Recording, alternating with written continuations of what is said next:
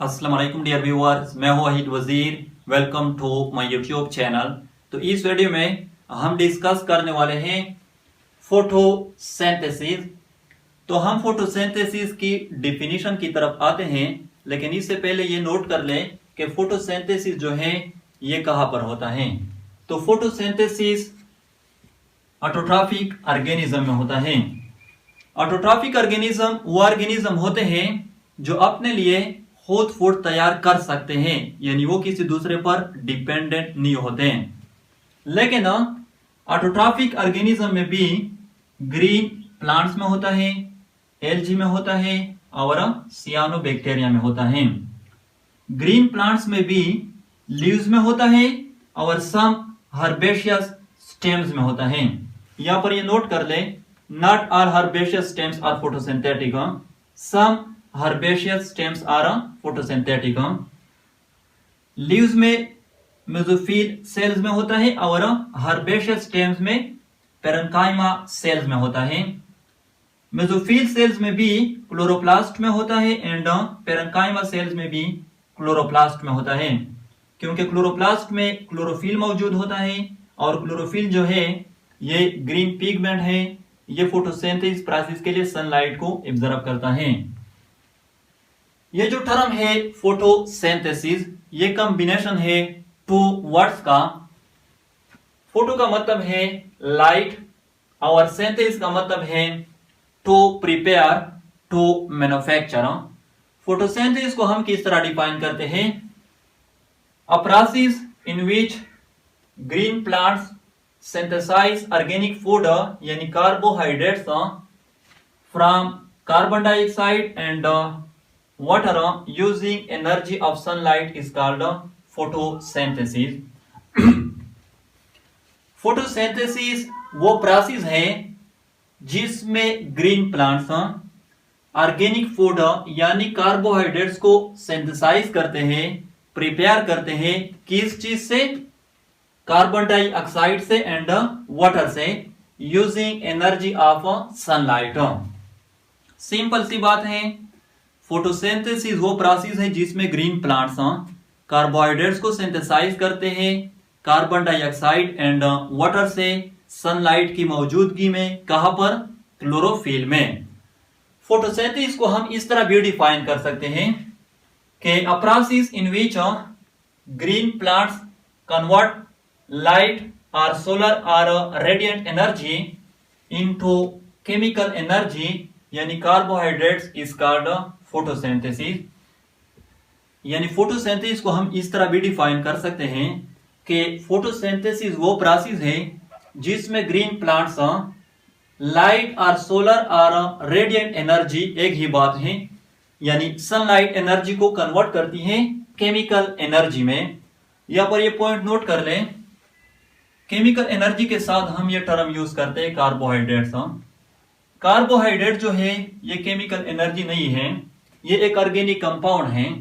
लेकिन कार्बोहाइड्रेट जो है ये बने होते हैं carbon atom, hydrogen atoms and oxygen atoms हैं।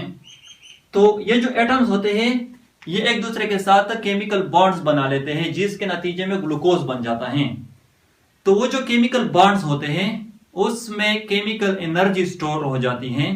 तो इसलिए केमिकल एनर्जी के साथ हम कार्बोहाइड्रेट्स का टर्म जो है ये यूज करते हैं। ये फोटोसिंथेसिस प्रोसेस का इक्वेशन है।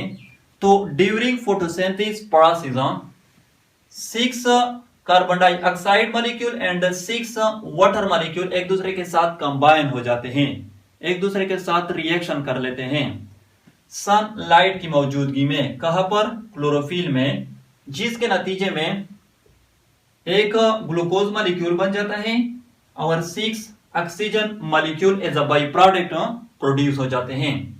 तो प्लांट जो है वो कार्बन डाइऑक्साइड को एटमॉस्फेयर से एब्जॉर्ब करती है स्टोमेटा के थ्रू, वाटर को साइल से एब्जॉर्ब करती है रूट्स के थ्रू, फिर रूट से वाटर की ट्रांसपोर्टेशन हो जाती है to the leaves, to the upper parts of the plant through xylem tissue. जब ये ग्लूकोज मॉलिक्यूल बन जाता है और ऑक्सीजन मॉलिक्यूल जो है ये बन जाते हैं, तो प्लांट इस ग्लूकोज मॉलिक्यूल की ब्रेकडाउन कर लेती है सेलुलर रिस्पायरेशन के थ्रू, जिसके नतीजे में एटीपी यानी एनर्जी जो है वो रिलीज हो जाती है। फिर प्लांट्स उस एनर्जी एटीपी को डिफरेंट फंक्शन के लिए यूज करती हैं। ये जो ऑक्सीजन है ये रिलीज हो जाता है टू द एटमॉस्फेयर स्टोमेटा के थ्रू। फिर जो हेटेरोट्रॉफिक ऑर्गेनिज्म होते हैं, specially animals including human being, वो इस ऑक्सीजन को एटमॉस्फेयर से एब्जॉर्ब करती हैं और सेलुलर रिस्पायरेशन के लिए यूज करती हैं। और जो प्लांट्स होते हैं वो भी इस ही ऑक्सीजन को एटमॉस्फेयर से एब्जॉर्ब करती हैं और सेलुलर रिस्पायरेशन के लिए यूज करती हैं।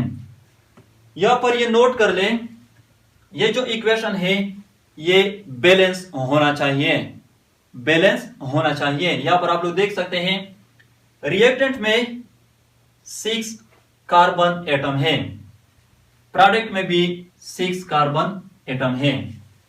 रिएक्टेंट में टोटल 12 हाइड्रोजन एटम है, प्रोडक्ट में भी टोटल 12 हाइड्रोजन एटम है। रिएक्टेंट में टोटल 6 and 12 18 ऑक्सीजन एटम है, प्रोडक्ट में भी 6 and 12 टोटल 18 ऑक्सीजन एटम है। तो ये जो इक्वेशन है ये बैलेंस होना चाहिए। यहां पर 2 MCQ जो है वो नोट कर लें। फर्स्ट MCQ ये है कि ड्यूरिंग फोटोसिंथेसिस एक ग्लूकोज मॉलिक्यूल की फॉर्मेशन के लिए 6 carbon dioxide molecule and 6 water molecule जरूरी होते हैं, यानी ये यूटिलाइज होते हैं। दूसरी MCQ ये है कि फोटोसिंथेसिस प्रोसेस के दौरान ये जो oxygen as a by product produce हो जाता है, ये कहां से आता है? ये वाटर से आता है, ना कि कार्बन डाइऑक्साइड से।